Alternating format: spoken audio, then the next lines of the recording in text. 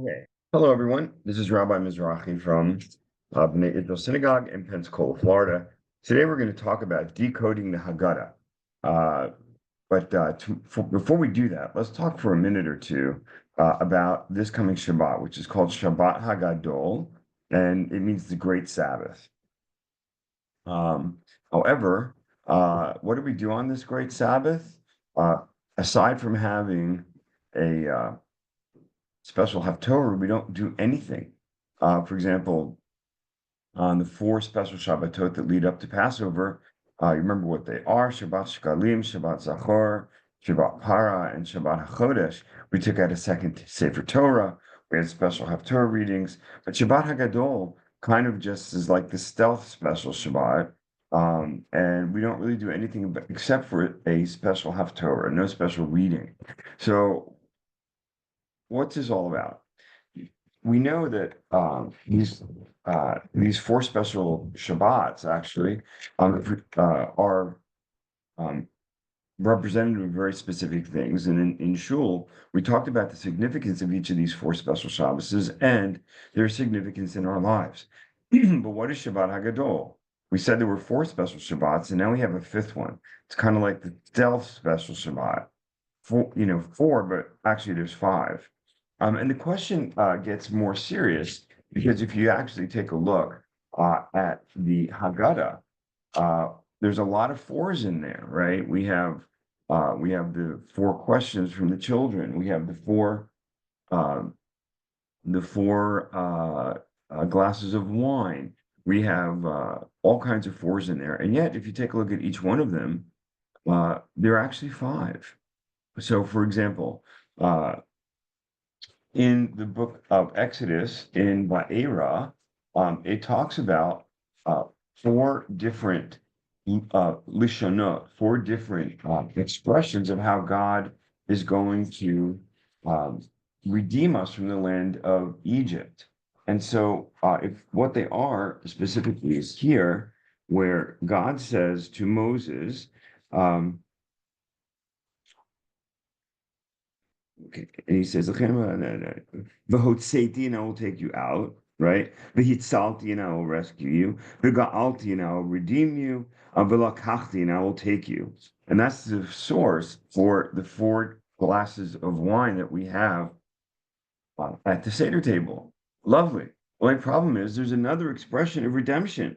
V'heveti, all right? And I will bring you. And so we actually have five. And if you think about it, how many glasses of wine do we have? We have four, but it's actually five because uh, the cup of Elijah is also a cup of wine at the table. And so we see four again that is five, not just with the four Shabbatot that are five, but the four glasses of wine that are five. Manishtana, where we ask, why is this night different? The little kinder ask, the littlest one that can do it, they ask, why is this night different from all the other nights of the year? And it proceeds to ask four questions. It's called the four questions. When I was a kid, I had to learn it in Hebrew and in English and in Yiddish by heart. And it's called the Fear Kashas in Yiddish, the four questions. But actually, there's a fifth question. The preamble, Manishtana, is actually a question too. So here again, we have four that is five. Another example of this is the four children: the wicked child, the evil child, the bad child, the simple child, and the one that doesn't even know how to ask. We talk about four different types of children. But the interesting thing is the bad child, the Rasha, he's at the table. How bad is he? He actually showed up for Seder. There's a fifth child, and that's the child that doesn't even bother showing up for the Seder table. So in all these cases, we have four that is five. And what is going on with this? Four that is five. What were the rabbis trying to teach us uh, with this four yet five kind of thing? One possible answer is from number theory. When you have zero, the concept of zero, which was first introduced in Babylonia in the 3rd century before the Common Era, and the rabbis surely knew of zero. There's five integers to get to four. 0, 1, 2, 3, 4 is actually five integers. So 4 is 5. But I think there's a deeper reason as well. It is an unfortunate fact that many people come to the Passover Seder. They suffer through the first half of the Haggadah, they eat their food, and then they magically disappear, which is a shame because the second half of the Haggadah is so rich and is so inspiring, and some of the poetry is absolutely beautiful. But at the very end of the Haggadah, if you stick around to sing it, there's a song that is called Chad Mi Yodea. Who knows one? Who knows what one represents? And it goes through the 1 through 13, talking about all the different things that each of these individual numbers represents. So if we actually that and I would argue that Echad Mi'odea is the key that unlocks the code, this question about what 4 is and what 5 is. So what is 4? 4 is the Ima'ot, the mothers, the Jewish women all throughout history who have actually saved the Jewish people time and time again, without fanfare, without hoopla, without plaques on the wall. In every generation, Jewish women come through to save the Jewish people. And of course, in the land of Egypt, we know that it was the women that helped save us as when the women want to offer their copper mirrors to help erect the Mishkan in the desert. Moses is initially reluctant because they're dialing themselves up for marital intimacy, and he didn't think that was necessarily appropriate in God's house. But God corrects him and says, no, absolutely accept those and use those in the construction of the Mishkan. It's because these women, God bless them, went out into the killing fields where their husbands were working, too tired to even drag themselves back home before they were rousted up again by the taskmasters before dawn. And they went out into the fields and they did beautify themselves with these copper mirrors. And because of them, the Jewish generations continued. And they really went to extraordinary efforts to do that. So the 4 is the Ima'ot in the Exodus story. But what is 5? 5 is the Chamisha Chumshei Torah, the 5 books of Moses. When we left Egypt, the Torah tells us, we left Hamushim, and generally that's translated as armed, like with weapons, with clay Zion, as we say. That's sort of a little bit hard to understand. 210 years of being as slaves, we would hardly have been schooled in the arts of war. And the commentators actually say, Hamushim, yes, we were armed, but what we were armed with? Chumash, with Torah. And that was to be our weapon in all our future battles. So 4 is the mothers, 5 is Torah, and we can see that we need both of them to help explain the story. And those two factors are one of the secrets of survival of the Jewish people down throughout Jewish history. 4, that is 5, something to think about as we sit at the Seder table this year. Now let's take a look at something else. I want to decode the Haggadah for you, and particularly as we know, there are 14 different sections of the Haggadah, and 14 in gematria numerologically is Yud Daled, which spells the word hand, and the implication there is that the hand of God was manifest in the story of Yetziat Mitzrayim. But the 5th section is called the Magid. The Magid is where we actually fulfill the mitzvah of telling over the story of leaving Egypt. We have 2 biblical commandments on the Seder night. One is to eat matzah, of course, which we fulfill by eating matzah. The second one is we tell the story of leaving Egypt. And that section is called Magid. But let's be honest. The Magid section makes absolutely no sense. Thematically, it makes absolutely no sense. Some people would like to say that, Avadim Hayinu, for example, were almost towards the beginning of the Magid, is sort of an answer to the question of the 4 questions. But I like to suggest otherwise. But thematically, it makes no sense. It jumps around. It seems to be incoherent thematically. It's just a big jumble. And people have been scratching their heads about the structure of the Magid for many years, centuries, hundreds of years anyway. We don't know who the author of the Haggadah was, but clearly he is a late Tana or an early Amora. It was certainly after the time of Rabbi Akiva because he's mentioned in there. Um, we can also ask while we're asking questions, why is this called Magid and not Sipur? What's the difference between Lahagid and Lisaper? So Lahagid is just to tell, um, and Siper is to tell a story. A Sipur is a story. And we see in the Torah, it is mentioned about Sipur, Eretz Yisrael. That's the mitzvah of to tell over the story of leaving Egypt every year. So what's going on with the Magid? And I want to decode it for you so you have a deeper understanding of this year, hopefully, of what's going on at the Seder table. After the four questions, we have this first paragraph of Avadim Hayinu. Okay, now, first of all, we start up saying we were slaves in Egypt to Paro in Egypt, or slaves we were to Paro in Egypt. Avadim Hayinu leparo Mitzrayim. And God took us out of there with a strong hand, and an outstretched arm. If God had not redeemed our ancestors from Egypt, we would still be there as slaves.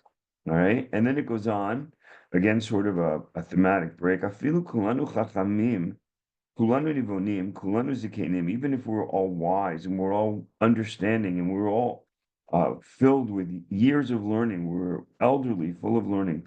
Kulanu Yodim et HaTorah, even if we all knew the Torah front and back. Mitzvah Aleinu, it is a mitzvah on us, Lissaper, to tell over the Yetziat Mitzrayim of leaving Egypt, V'chol HaMarbel Lissaper b'Yetziat Mitzrayim, anyone who expounds on the of telling the story of leaving Egypt that night, Harizem Shubal, that is person to be praised. It's very praiseworthy to do that. But I have to ask you, this Avadim Hayinu is kind of out of place. It makes it chronologically. It really should be after Mitzilah, where we begin. If we were going to begin, let's begin the beginning.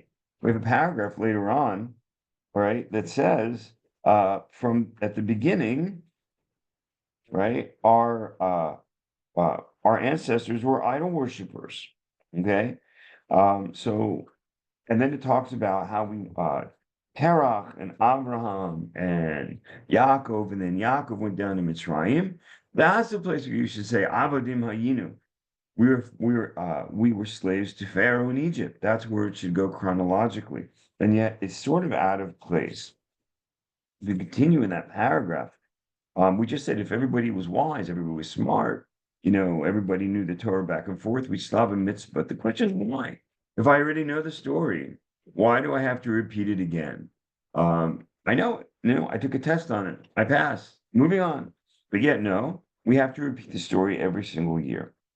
Okay? Another question that makes no sense in the Maggid telling. We have Amar Rabbi Elazar ben Azariah.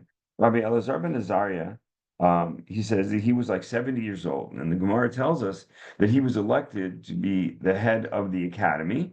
But he was very, very young. He was 18, and he felt that nobody would respect him. So God made him look like a 70-year-old man so that he would have some gravitas with his students. That's what that means. He said, I never really merited to understand why we should say Yetziat Mitzrayim at night, because we left during the day, left in the morning, okay? Until Ben Zoma, he quotes another rabbi named Ben Zoma, who quotes a verse and he expounds on the verse to explain we have to say it at night. Now, it's true that we do follow Rabbi Elazar ben Azariah in halacha. We do talk about Yetziat Mitzrayim at night. We say the Shema at night. There was a debate in the Talmud. Maybe we should only say the first two paragraphs at night, and not the third one, because the third one talks about tzitzit, and there's no mitzvah of tzitzit at night. But the consensus in the Gemara is like Rabbi Elazar ben Azariah, that we should say the third paragraph of Shema at night, because it mentions Yetziat Mitzrayim. And so we have an obligation to remember leaving Egypt, even at the night times. But the bigger question is, like, what is this even doing here? We have a mitzvah to recall Yetziat Mitzrayim every night of the year. And we're talking about a very special night of the year, the first night of Seder. So how does this contribute to our understanding of what we're supposed to be telling over on this particular night? It's a little bit hard to understand. Um, Other curiosities, after we learn about the four children, all of a sudden the narrative just changes gears completely and says, Yachol me Rosh Chodesh. I might have thought that I have to tell Sipur the story of leaving Egypt on the first day of the month of Nisan, right? From Rosh Chodesh Nisan. Okay. There's some there are some textual proofs that might suggest that idea. And we learn in this paragraph that no, it's got to be when the matzah and the maror are placed in front of you, which can only be on the night of the 15th of Nisan. But honestly, this is totally out of context. It comes out of nowhere. So what is going on with all of this? And how do we understand the structure of the Maggid? Okay, and just one or two more questions. We have this idea after Dayenu, where Rabban Gamliel says that if you don't mention these three things, the Paschal lamb, the matzah, and the maror, that you haven't fulfilled your obligation on the Seder night. So the question is, this after Dayenu, this has no relation to anything that precedes it or what follows it. Okay, actually, if anything, it should probably make more sense after Yachol Rosh Chodesh that we just talked about. Because what does it say over there? He says, no, the one we were supposed to say, the story of leaving Egypt, is when the matzah and the maror are placed before us. So there are two to three things that Rabban Gamliel says we should be talking about. That would be a perfect segue to Rabban Gamliel's idea that we should be talking about matzah, maror, and the Paschal lamb, but it's not there. So what is going on with all of this? Um, uh, so fine.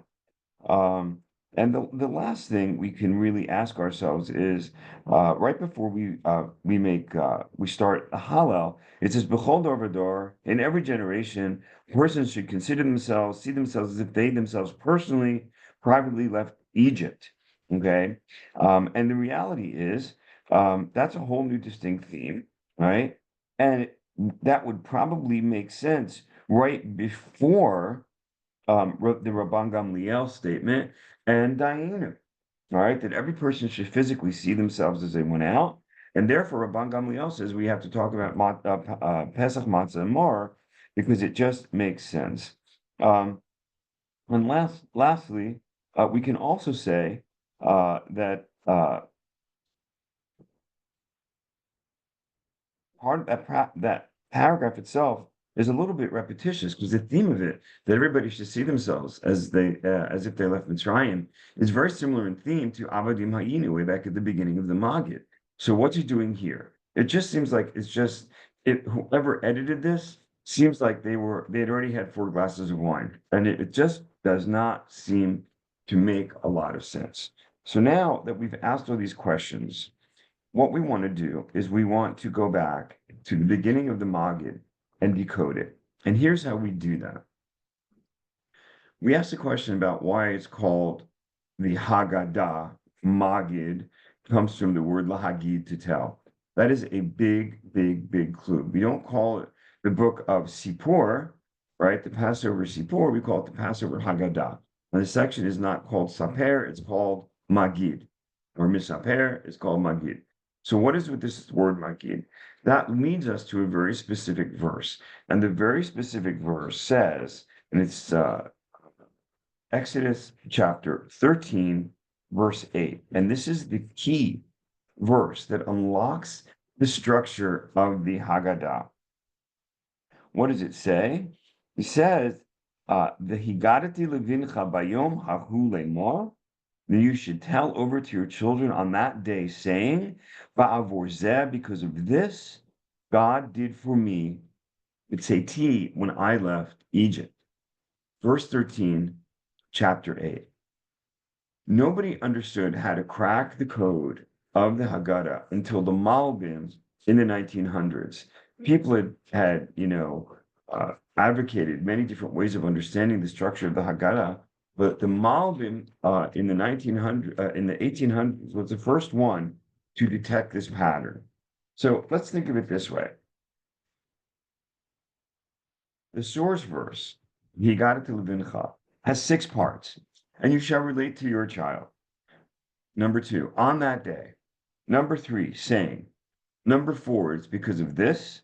Number 5, Hashem acted for me. Number 6, when I came forth from Mitzrayim. So the first part is you shall relate to your child. Many people mistakenly think that Avadim Hayinu is in the beginning of the answer to the Manishtana. So the little kid asks the question, right? Halayla hazeh, halayla hazeh, hulan misubin. All right, the kid's done sweating. They sit down, and Papa at the front of the table says, well, "My little feller, let me tell you the story." And it begins, Avadim Hayinu. Story begins that we were slaves to Egypt, slaves to Pharaoh Mitzrayim. But according to our new understanding, really what this is about is not the what of the story, it's the why.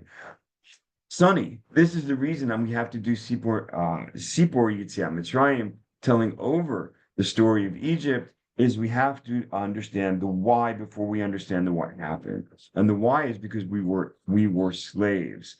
And so this corresponds and to the verse, V'higata to Levincha, and you should relate to your child. And what do we see? Everything that we read after that, including the 4 children, right? All of that is related to explaining to our children about leaving Egypt. So then we have Bayom Hahu, on that day. So after we talk about the 4 different children, we go to Yachom Rosh Chodesh. Bayom Hahu, on that day, explains for us why that has to be right there. In terms of the phrases in the verse, this is the second phrase. And so now we're going to shift to discussing on that day. On Davka, why that day, we have to say over the story of leaving Egypt. The third part of our source text, V'yigadat levincha bayom hahu lemor, saying. So lemor is mitchila ovdei avoda zara. And this is actually where we actually begin the real business of explaining and telling the story of Yetziat Mitzrayim, of leaving Egypt. We begin chronologically where we're supposed to be, beginning with the very beginning of Jewish history. And so now we're actually lomar, we're saying over the story to our children. And we go through all of the breakdown of all of these verses in these 3 verses that we read in Deuteronomy, and we actually parse them and go into some detail on some of the ideas that are deeper meanings of these verses. And all of that is a lead up to Dayenu, the 10 plagues, and then and the 10 plagues themselves, rather, and all of that. And then we have number 4. It is because of this, Avur Zeh, and Rabban Gamliel talks about Pesach, Matzah, and Mar. He's not saying because of this. We have to read it backwards. This is because we have to do these things because of everything that we just described, the way God saved us, how it would have been enough for us if He just taken us out of Egypt, if you haven't built the Beit HaMikdash for us, etc., etc.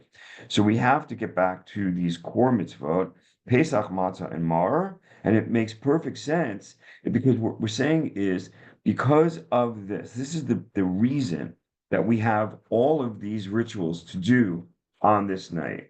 And then number 5, the phrase number 5, Sha'asa li Hashem, that God did for me, right? That is where we say, B'chol dar v'dar, in every generation, each person has to consider themselves as if they left Egypt. So here we see the fulfillment of the 5th phrase of the verse, right? So in every generation, God, what does the verse say? asali, that God, asa Hashem li, that God did for me personally. And that is why we have to say, in every generation, we have to consider ourselves as if we personally left Mitzrayim. Lines up perfectly with the fifth phrase of the of that verse in Shemot. And then lastly, the last piece, okay, is what? B'tzeitimi Mitzrayim. The last phrase in that verse is when God took me out of Mitzrayim. How do we conclude it? B'tzeiti mi Mitzrayim, b'tzeit Yisrael mi Mitzrayim. We say the first two paragraphs of the of Hallel, including the second paragraph, is b'tzeit Yisrael mi Mitzrayim, when God took the Jews out of Egypt. And then, of course, that's the reason we stop right there. We don't say the whole Hallel. We stop after the second paragraph, and then we have the festive meal and all of the matzah and the water and the chroset and the hard-boiled eggs and all of that. And then we resume the Hallel after we bench after the meal. So, in short, the key to unlocking the structure of the Haggadah is Exodus 13, chapter 13, verse 8. And the verse is it says very, very clearly, I